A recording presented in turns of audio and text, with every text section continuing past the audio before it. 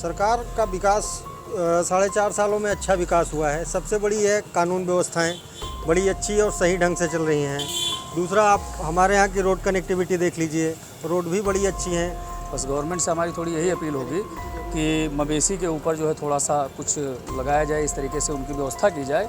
बाकी किसान यहाँ पे भी खुशहाल हैं। जैसे खाद की व्यवस्था थी सुचारू रूप से 2-4 सालों से देखा जा रहा है किसान को अपनी खेती के टाइम में खाद वगैरह मिल रहा है। हमारे यहाँ सबसे बड़ी दिक्कत हम लोगों को है कि ये श्रावस्ती जनपद हमारा है जो आज तक रेल से अछूता है। बार बार पेपर में निकलता है कि रेलवे पास हुआ, लेकिन कागज़ तक ही होता है, ज़मीन पे कुछ हकीकत दिखाई नहीं दे रहा है।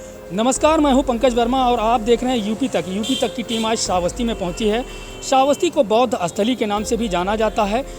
4.5 साल सरकार के जो कार्यकाल है वो पूरा हो चुका है। हमारे साथ यहाँ पर कुछ लोग मौजूद हैं, उनसे बात करेंगे इन 4.5 सालों में आखिर श्रावस्ती में क्या कुछ विकास हुआ। क्या नाम है आपका? शिवन कुमार मिश्रा। ये बताइए, सरकार को लगभग 4.5 साल हो गए हैं, इन 4.5 सालों में क्या कुछ विकास हुआ श्रावस्ती में? सरकार का विकास 4.5 सालों में अच्छा विकास हुआ है। सबसे बड़ी है कानून व्यवस्थाएं बड़ी अच्छी और सही ढंग से चल रही हैं। दूसरा, आप हमारे यहाँ की रोड कनेक्टिविटी देख लीजिए, रोड भी बड़ी अच्छी हैं।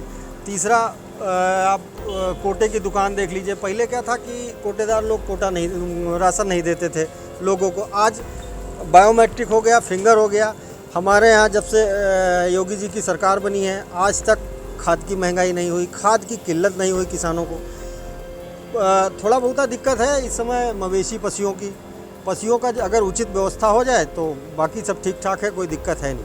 अच्छा, ये बताइए, सड़कों को लेकर अगर बात की जाए श्रावस्ती में तो उनकी क्या हालत है? सड़कों की क्या? सड़कों की बड़ी अच्छी हालत है। जो भी काम थोड़ा बहुत बचा है वो हो रहा है। अब इधर आप देख लीजिए, ये बहराइच से मल्लीपुर की रोड भी पास हो गई, उसमें भी काम चालू हो गया। 2 ही रोड हमारे यहाँ ख़राब थी, भिंगा से लक्ष्मणपुर, वो भी रोड स्वीकृत है। हम लोगों के गांव जाने के लिए रोड स्वीकृत ही है। रोडों का बड़ा अच्छा काम हुआ। तो जैसा कि यहाँ पर अभी हमारे साथ में एक भाई साहब थे, उनके द्वारा बताया गया कि सड़कों का भी अगर हालत जो देखी जाए काफ़ी सही है। यहाँ पर हमारे साथ कुछ और लोग हैं, उनसे भी बात करते हैं, देखते हैं उनका क्या कहना है। क्या नाम है भाई साहब आपका? मनीष सिंह नाम है हमारा। ये बताइए, सरकार को 4.5 साल कार्यकाल हो गया है जी। इन 4.5 सालों में आखिर क्या मानते हैं कितना विकास श्रावस्ती में हुआ? अब श्रावस्ती का पिछली सरकार की अपेक्षा इस सरकार में अच्छा खासा विकास हुआ है, जहाँ तक कि हमारा जानना है। बस जैसा अभी हमारे भाई साहब ने बताया ना, सबसे बड़ा एक ही मुद्दा यहाँ पे है मवेशी वाला। बस गवर्नमेंट से हमारी थोड़ी यही अपील होगी कि मवेशी के ऊपर जो है थोड़ा सा कुछ लगाया जाए, इस तरीके से उनकी व्यवस्था की जाए। बाकी किसान यहाँ पे भी खुशहाल हैं। जैसे खाद की व्यवस्था थी सुचारू रूप से 2-4 सालों से देखा जा रहा है किसान को अपनी खेती के टाइम में खाद वगैरह मिल रहा है। इधर जितने भी हमारे अन्य जो है सस्ते रेटों पे मिल रहा है, मतलब उचित रेट पे उनको मिल रहा है।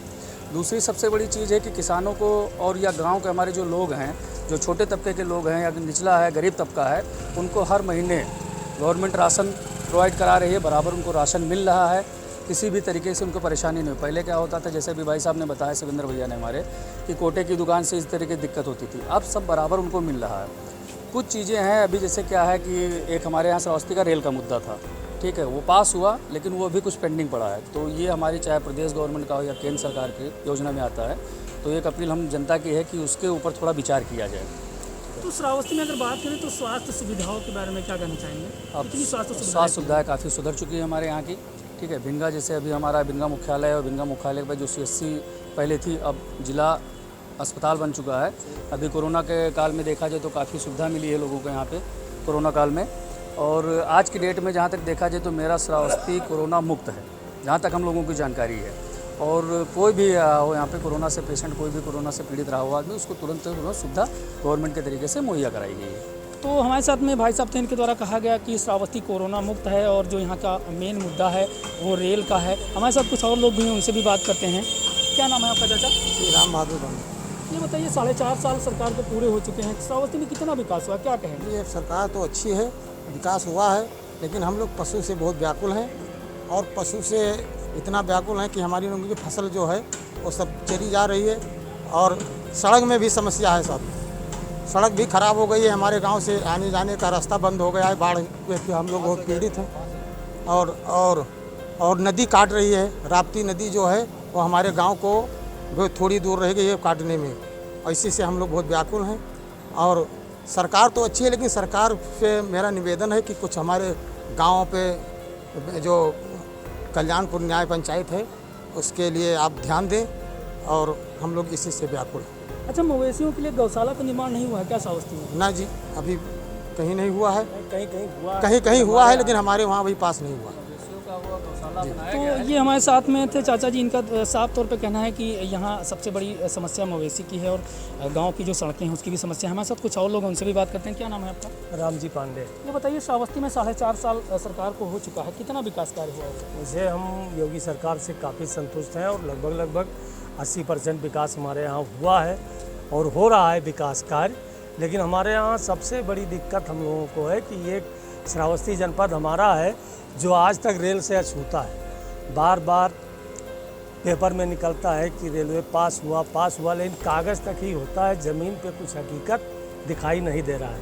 हम तो सरकार से निवेदन करेंगे कि कम से कम वो भी सपना हम लोगों का साकार हो जाए, रेलवे से जोड़ा जाए।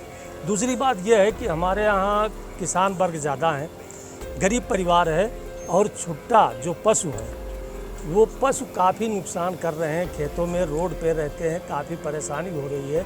हम लोग ये चाहते हैं सरकार से कि किसी तरीके से इन छुट्टा पशुओं के लिए कोई ऐसी व्यवस्था की जाए जिससे किसान के खेत बच सकें।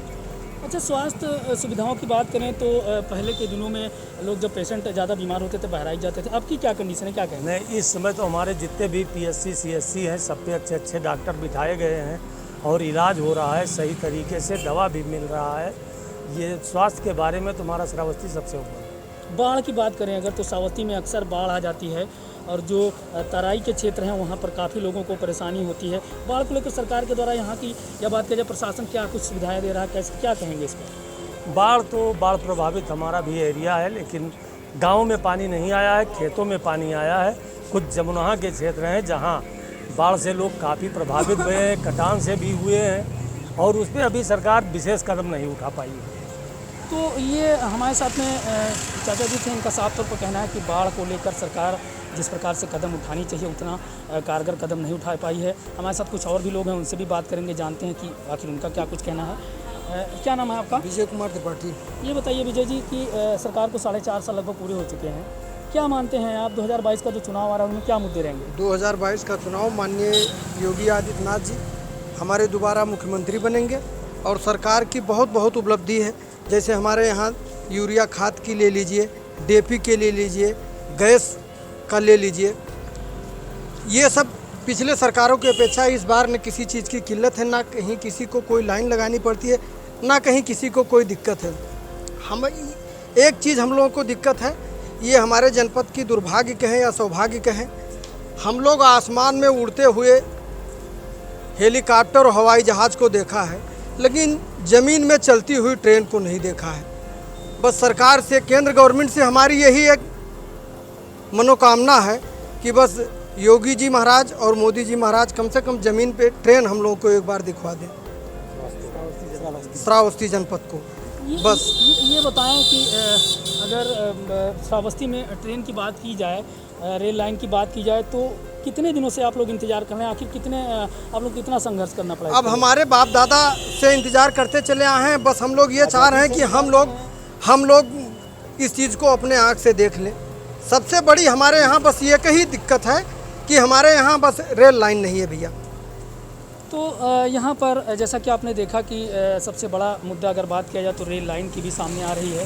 कुछ लोगों के द्वारा छुट्टा मवेशियों के लिए भी बताया गया। हमारे साथ कुछ और लोग भी हैं, उनसे भी बात करते हैं, देखते हैं उनकी क्या राय है।